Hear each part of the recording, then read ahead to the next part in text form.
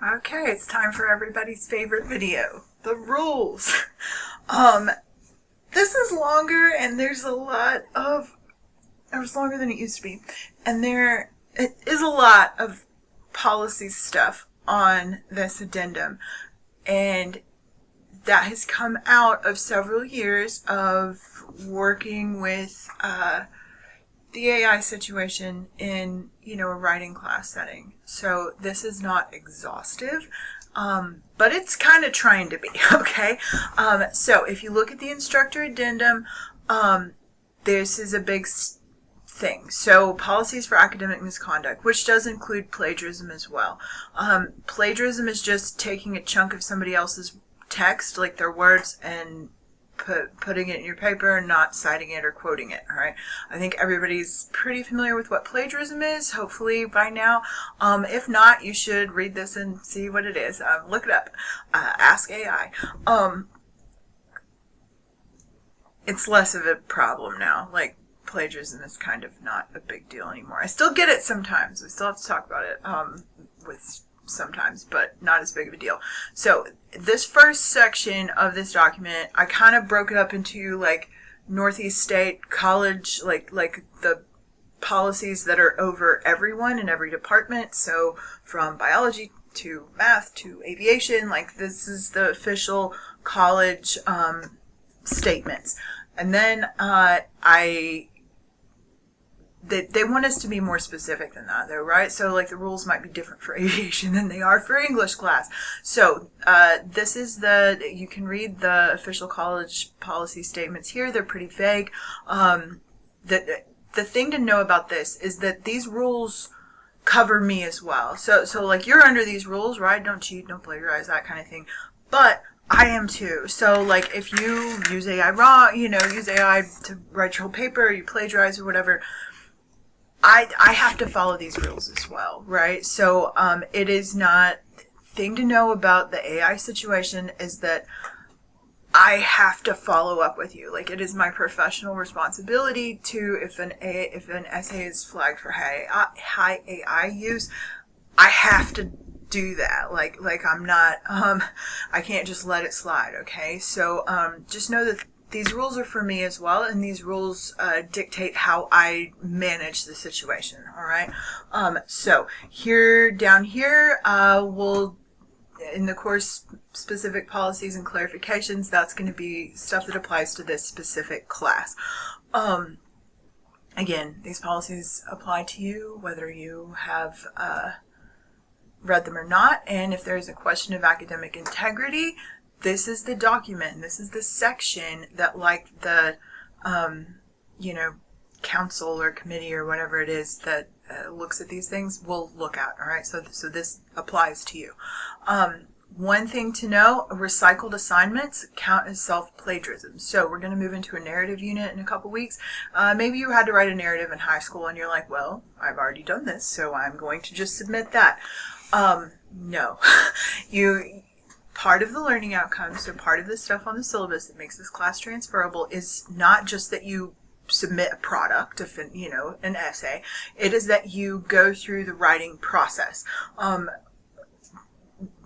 right, so, like, that'll affect AI too, right? So if you're just, like, turning your paper in, turning in a product that's AI, it's not the same thing as going through the writing process. So do not recycle an assignment. You might use an assignment you did and, like, riff off of it, like, do something new and creative, or, like, do something else, but you do have to, like, actually write stuff. You can't just resubmit it. If you're wondering about anything with that, let me know. AI. So AI is a huge thing. We all know that. The conversation is complex, and so is how we have to interact about it. So it's not as cut and dried as, oh, you plagiarized, here's, like, where this paragraph, here's where you got it from, and now you're in trouble. It's a little more squishy than that, and so really we have to look at this at kind of a case-by-case basis. So if you are flagged by Turnitin, which I'm about to talk about, for AI, one, I have to talk to you about it, and two, that is, like, your situation is unique, and we'll have to work through it together. And sometimes that's time consuming. So if you're thinking about using AI for something to save some time and you get caught, which is likely, just know that you might be opening a conversation with me that's going to be time consuming for you as well. All right.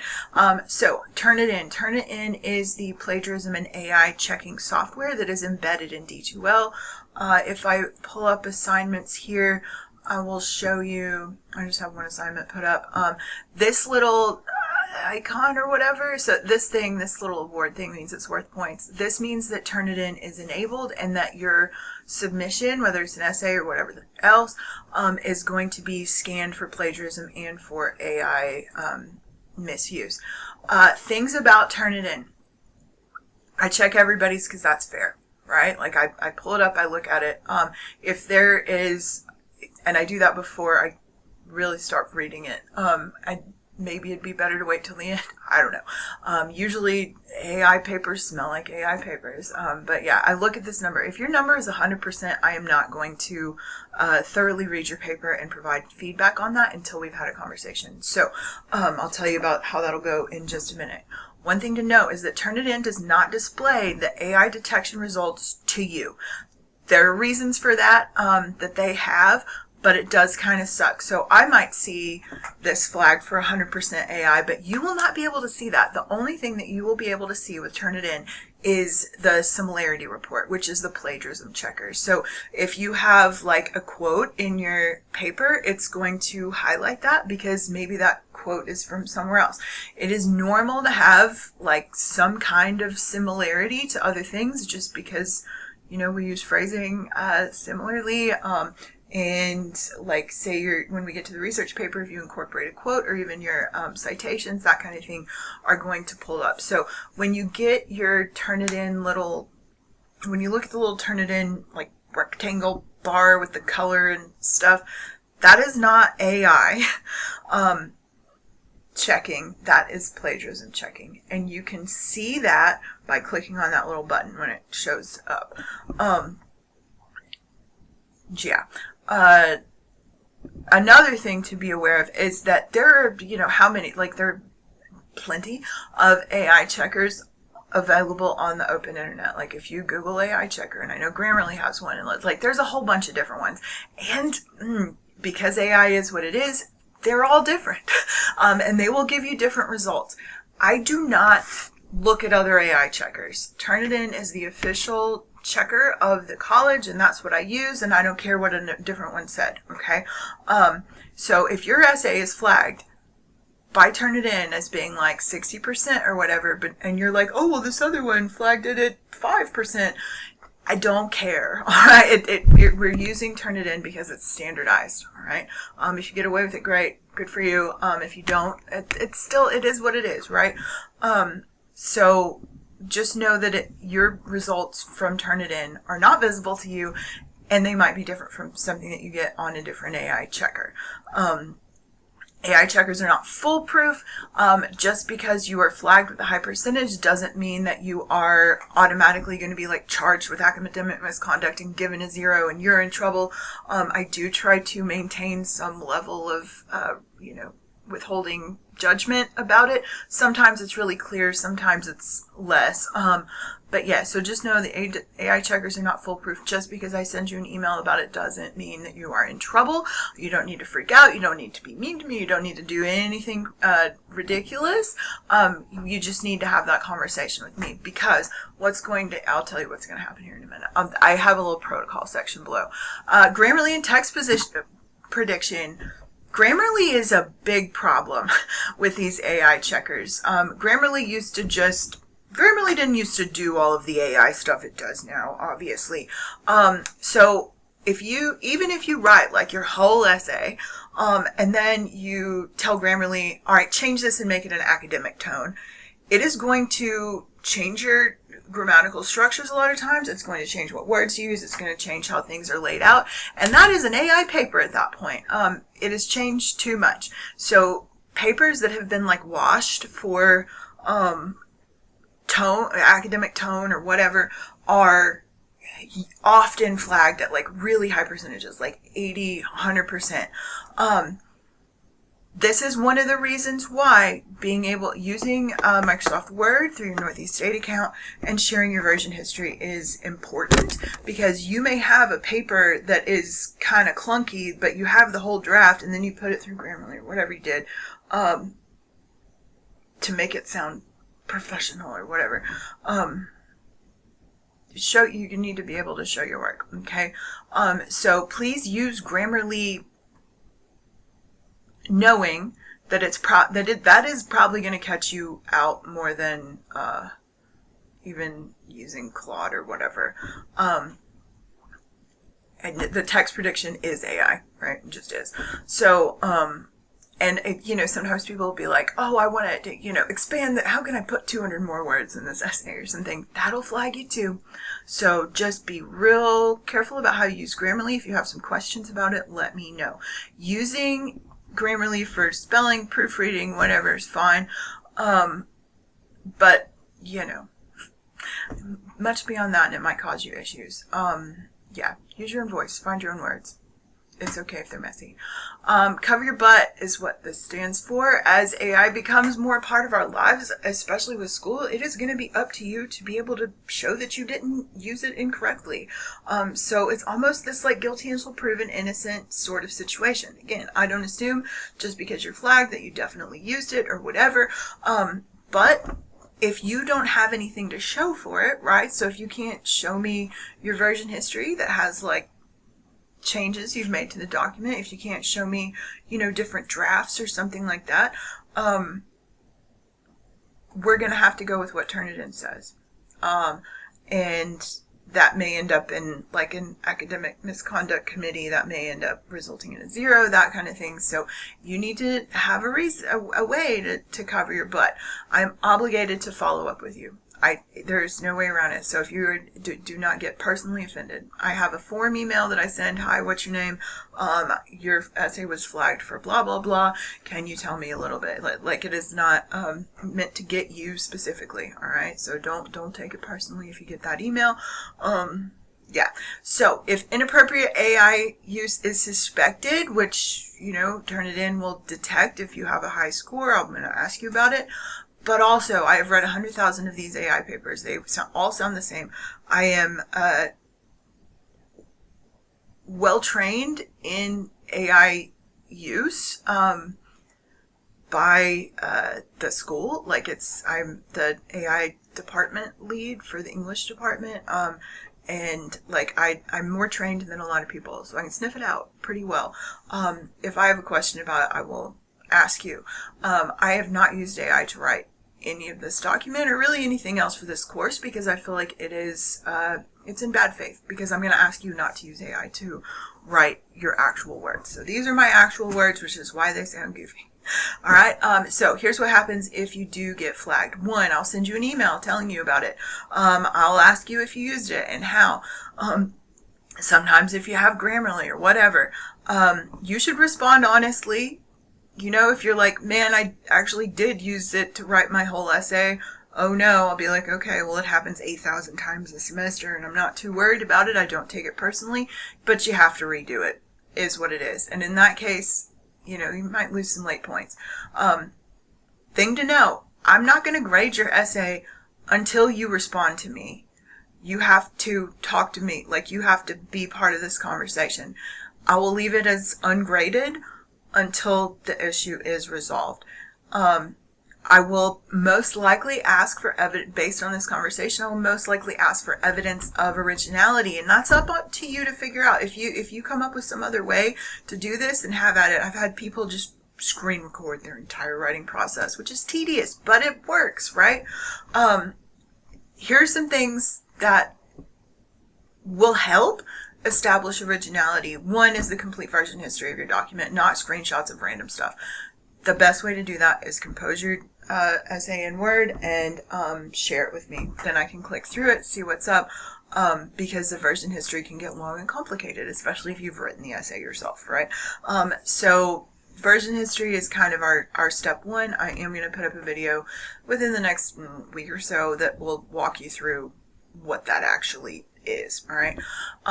Or if you are somebody who likes to create multiple documents to draft an essay, which I am, and I actually recommend. So maybe you're somebody who makes like a brainstorming document and then a, outline document and then a rough draft document and a final draft.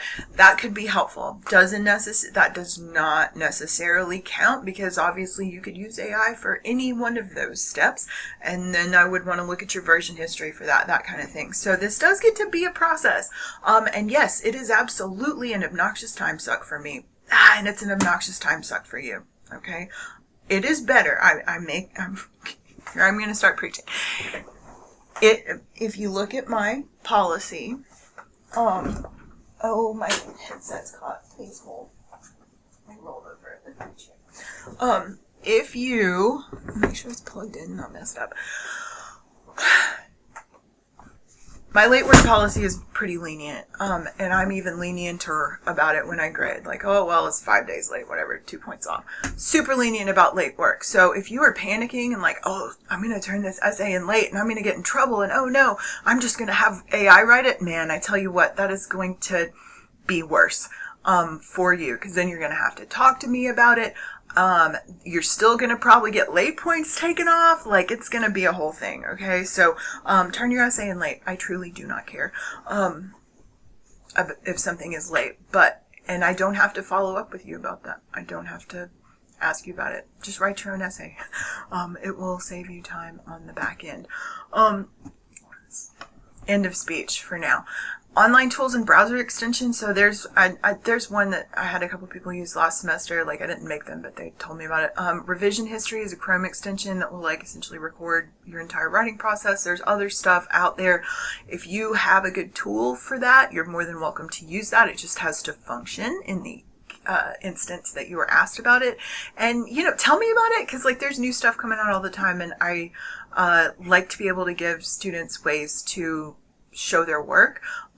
Especially, it can be really sucky for someone who did write their whole paper and worked really hard on it, and, maybe they're just laying on the academic tone a little too thick, to be flagged for AI and then have to do all of that. So, it's an anxiety producing, situation for everyone, but having something in place to be able to like show for yourself is a really good thing to do, whether you use AI or not, unfortunately. I'm sorry. So if I ask for your documentation to establish originality, I will give you a chance to revise if you can't. And even if you can and you need to redo some of it or whatever, if you can't show your work, you're going to have to redo it until it's not flagged or obvious anymore. All right. So I'll give you a chance to revise. I'll ask you to visit the Writing Center for help. That's a really cool thing that you can do. We'll talk about later. And until you submit your revision, your grade will be listed as a 0 if you cannot provide documentation that helps establish originality.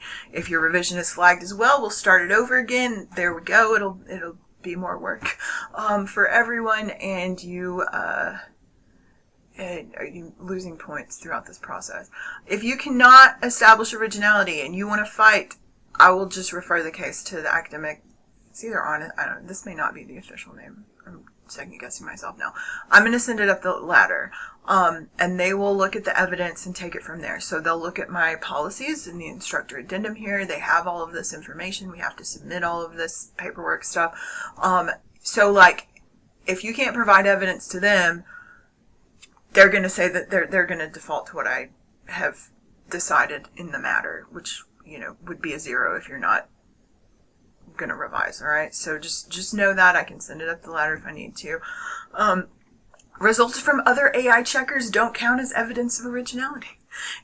Duh. Okay. Like, so if you submit it to another AI checker and it's like, oh, but this one said 0, that doesn't count. I'm sorry. They're just too many and they're too random, and we Turnitin is the only one that really matters for us.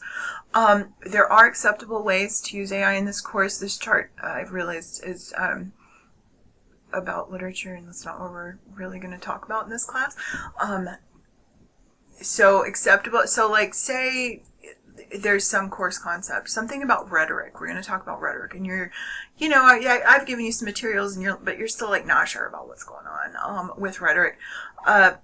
Asking it for help, like defining terms or giving examples of times that rhetoric is used. Great idea. But so like you can use it to learn about a concept, but you can't use its words in your paper you're writing. Okay. You could brainstorming, meh. Okay. Suggestions for how to structure stuff. Okay. Basic editing via Grammarly, but all of this has to be really tightly watched so that you're not pulling AI language and putting it in your paper. That's the main thing here. Don't take AI language and either wash your paper with it with Grammarly or insert it from ChatGPT or Claude or whatever. Okay. Yeah, and I will give you some, especially when we get to the research section, I'll give you some cool ways that you can use AI to like help you generate keywords and save some time researching. Okay.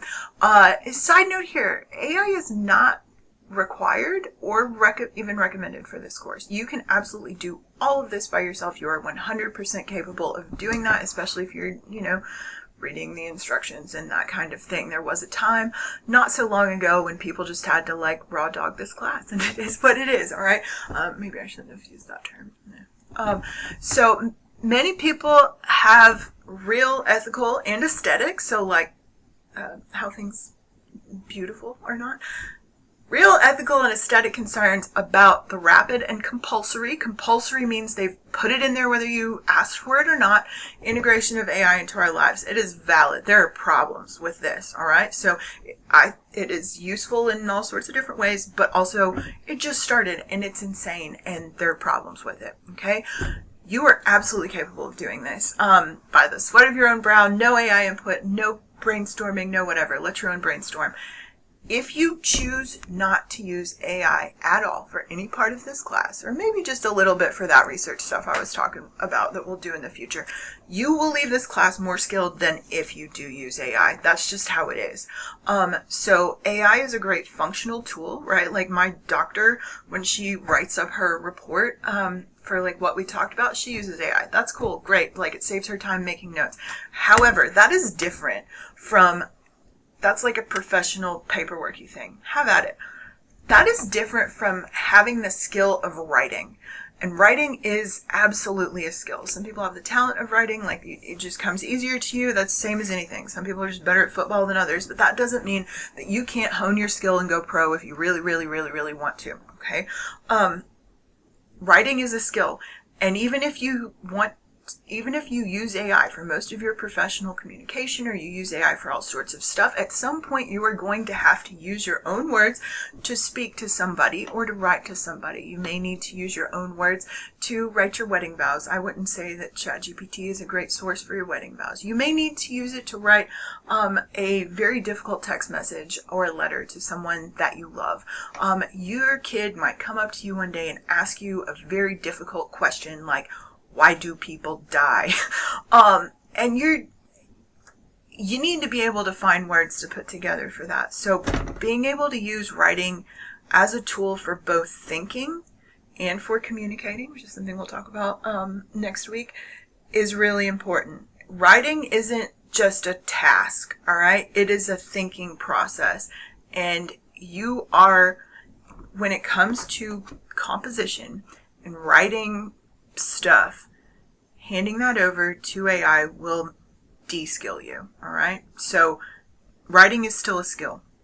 Even if AI exists, it is absolutely still a skill. And I would argue that it's going to become a more important skill as AI becomes more integrated into our lives. So we're not talking here about just producing essays as products. We are talking about learning how to do something that is very functional in life. All right.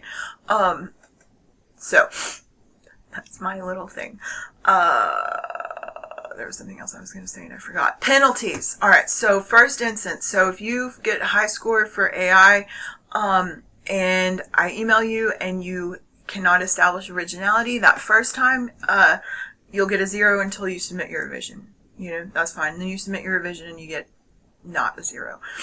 Second instance, so if this is one essay, second instance, if we talk about your I score and you cannot establish originality, you'll get a 0 until you revise it. And then on the second instance, the maximum score for this revision will be 70. So you'd be starting, instead of 100 at working down, you'd be starting at 70 and working down, which is a C. So you're probably going to not get a great grade on that essay.